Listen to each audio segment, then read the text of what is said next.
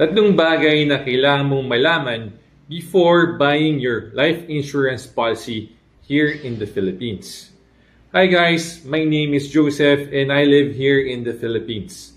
Gusto ko lang i-share sa inyo yung tatlong bagay that I learned through my own experience, sa pag-aaral natin, research, and also asking professionals in terms of buying life insurance here in the Philippines.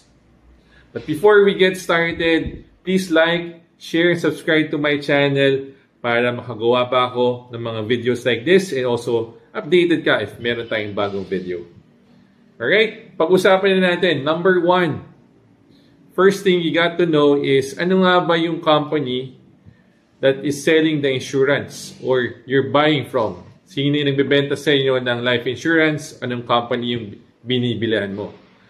Ito ba'y trusted company, stable company, or may license to do so?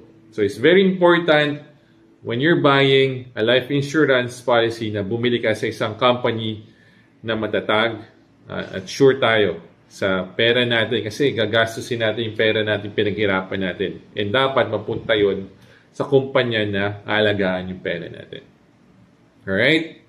Number 2 naman is, ano nga ba yung policy na binibili ko? Kadalasan kasi nangyayari is na-excite tayo sa pagbili ng life insurance policy. Uy, gusto ko na magkaroon ng insurance policy. Sige, mukhang maganda yan. Ito yung kinuha ng kaibigan ko. Ito yung kinuha ng parents ko. So, yan na rin gusto kong kunin. Without doing proper research or doing your due diligence. So, mas maganda pag-aralan mo mabuti kung ano yung policy na kukunin mo. Kasi nowadays, ang dami na talagang iba't ibang klase ng life insurance dito sa Pilipinas. For example, merong life insurance na may kasamang investment product. So, dalawang produkto ang gumagalaw sa isang policy. So, meron din namang tinatawag ng mga riders. Ito yung mga pwede mong idagdag sa isang life insurance policy.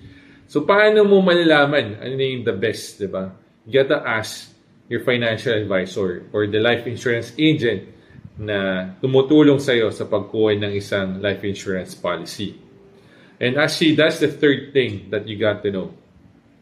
Pagdating sa pagbili, pagkuha ng isang life insurance policy, kailangan kilalanin mo din natin kung sino nga ba yung life insurance agent natin.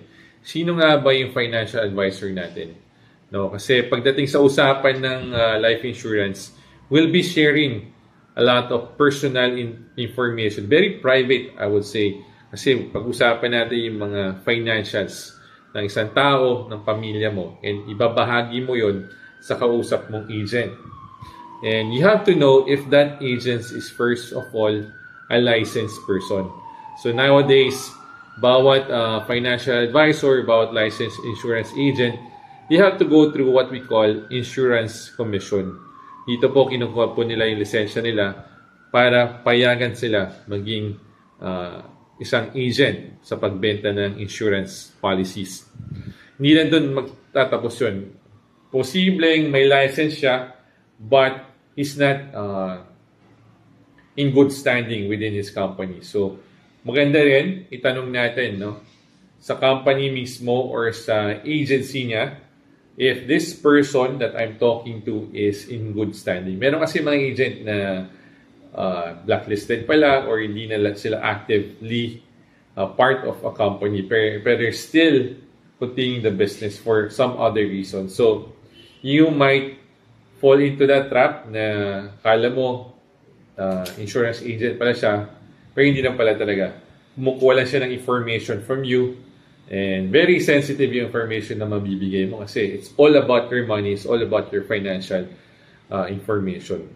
So those are the 3 things that could help us in buying our life insurance here in the Philippines. A company, alamin natin sino yung nagbebenta, ano yung binibili mo, what life insurance policy you're trying to buy, and also, sino nga ba yung kausap mo pagdating sa transaction natin, pagkuha ng life insurance policy. So guys, yun lang muna. I hope you like this video. Please like and share and subscribe to my channel. Also, tag your friends na interesado in terms of this kind of topic. Alright, maraming salamat.